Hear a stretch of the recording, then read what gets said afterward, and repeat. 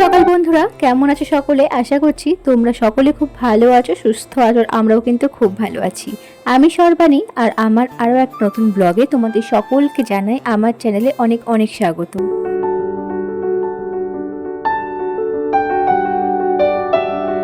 এই ফ্রাইড রাইসটা কিন্তু মামামের জন্য স্পেশালি আজকে বানাচ্ছিলাম। আসলে দুদিন হলো ঠিকঠাক মামাম ভাত খেতে চাইছে না, যার জন্য কিন্তু একটু বুদ্ধি খাটালাম আর ওকে এরকম সাজিয়ে গুছিয়ে ফ্রাইড রাইস করে দিয়েছি। এমন কিন্তু কিছুই দেওয়া হয়নি, ওই ভাতের সাথে সবজিগুলো সেদ্ধ করে নেওয়ার পরে কিন্তু কড়াইতে সাদা তেল আর ঘি দেওয়ার পরে কিন্তু ভাতগুলো একটু নাড়াচাড়া করে আর তার মধ্যে একটু চিনি দিয়েছিলাম।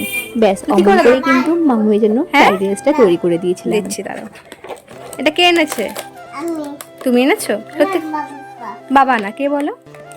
হ্যাঁ, নতুন খেলনা পেয়ে মিঠি কিন্তু আজকে সকাল থেকে ভীষণ খুশি হয়ে রয়েছে। ওর ঠাম্মি আগের দিন কালী পুজোর মেলা দেখতে গেছিল, ওখান থেকে পুতুলগুলো নিয়ে এসেছিল। ওটা কিন্তু পেয়ে মিঠি ভীষণই খুশি হয়ে গেছে। আজকে সকালবেলায় ওগুলো নিয়ে এসে খেলছিল।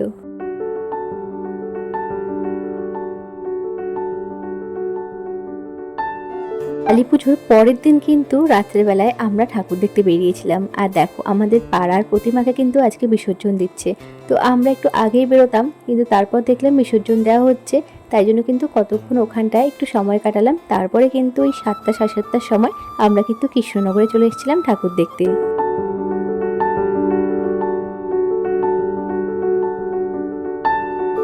কৃষ্ণনগরে এই প্যান্ডেলটা কিন্তু ভীষণই সুন্দর করেছিল, অনেকটা সিঁড়ি ছিল, যার জন্য কিন্তু মামাকে নিয়ে আর ভেতরে আমাদের যাওয়া হয়নি। ওই বাইরে থেকে কিন্তু প্যান্ডেলটা দেখে আমরা কিন্তু আবার অন্য জায়গায় চলে গেছিলাম ঠাকুর দেখতে।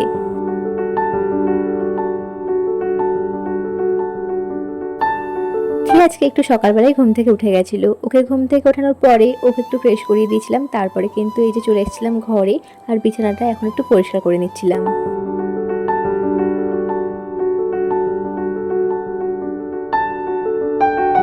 সকালবেলায় ঘুম থেকে ওঠার পরে কিন্তু মিঠিকে আজকে এখনো পর্যন্ত কোনো রকম খাবার আমি খাওয়াইনি, আগেই বিছানাটা পরিষ্কার করে নিয়েছি। আসলে ওকে যদি খাওয়াতে বসি আমার প্রায় আধ ঘন্টা সময় লাগে, তার থেকে বেশি ছাড়া কম না। তার জন্য ওকে একটু খেলতে দিয়ে তারপরে কিন্তু আগেই আজকে আমি বিছানাটা পরিষ্কার করে নিয়েছিলাম।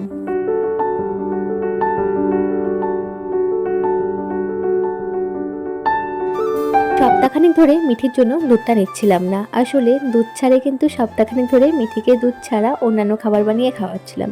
আসলে আমি বুঝতে পারছিলাম মিঠির একটু গ্যাস হচ্ছিল, তার জন্য কিন্তু দুধটা কয়েকদিন খাওয়াচ্ছিলাম না।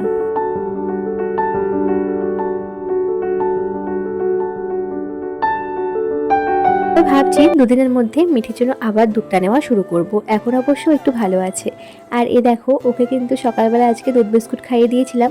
আর তারপরে এখন সে সেজে গুজিয়ে ওর পাশের বাড়ি একটা দিদিভাই বাড়ি আছে, ওখানটায়ও যাচ্ছিল। ওখানটায় যতক্ষণ ছিল ততক্ষণের মধ্যে কিন্তু আমি তাড়াহুড়ো করে অনেক কাজই সেরে নিয়েছিলাম।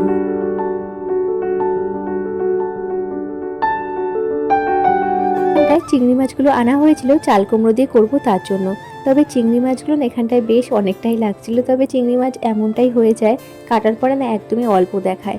তো ফ্রিজে ছিল চিংড়ি মাছগুলো, তার জন্য কিন্তু কতক্ষণের জন্য বেসিনের জলে চিংড়ি মাছগুলো রেখে দিয়েছিলাম, যাতে তাড়াতাড়ি করে চিংড়ি মাছগুলো ছাড়াতে পারি। দেখতে যখন গেছিলাম কয়েকটা জামা এক্সট্রা বার করা হয়েছিল, তো যেগুলো কাঁচা সেগুলো কেচে দিয়েছিলাম, বাকিগুলো রোদে দিয়েছিলাম। কতক্ষণ রোদে থাকুক, ততক্ষণে আমি চলে এসেছি ঘরে। আর মাম্মাও কিন্তু চলে এসছে, ওইখানটায় খেলা করছিল আর আমি চিংড়ি মাছগুলো বেছে নিচ্ছিলাম। ঠিকটাই মাছ তো আমি কাটছিলাম, তার মধ্যে মামাম যা কাণ্ড করছিল সেগুলো আর ক্যামেরাবন্দি করা আমার হয়নি। এখানটায় দেখো, তোমাদের সাথে কথা বলতে বলতে মাছটাও কিন্তু আমার রান্না হয়ে গেছিল। আর তারপরে ঘরে চলে এসেছিলাম। এই যে শুভ দীপাবলি, শুভ দীপাবলি। চলো পুজো পুজো ব্যাস, পুজোর রেশ কিন্তু কাটতে চললো। আর আজকে কিন্তু আমাদের পাড়ার একদম পুজোর যে মণ্ডপটা রয়েছে ওখানটায় কিন্তু অর্কেস্ট্রা আসবে। তো সন্ধ্যাবেলার দিকটাতে মামা খাইয়ে তারপরে একটু রান্না করার ছিল, সেগুলো কিন্তু সারার পরে চলে গেছিলাম বাজারে। আসার পরে ঠাম্মিদাদের দোকানে দেখো এখানটায় তাগা মালা পান এগুলো যে বেচা হচ্ছিল, ওইখানটায় বসে পড়েছিল ও বেচবে। তো এখানটায় কতক্ষণ ছিলাম, তারপরে মায়ের দর্শন করে সোজা আমরা বাড়িতে চলে এসেছিলাম।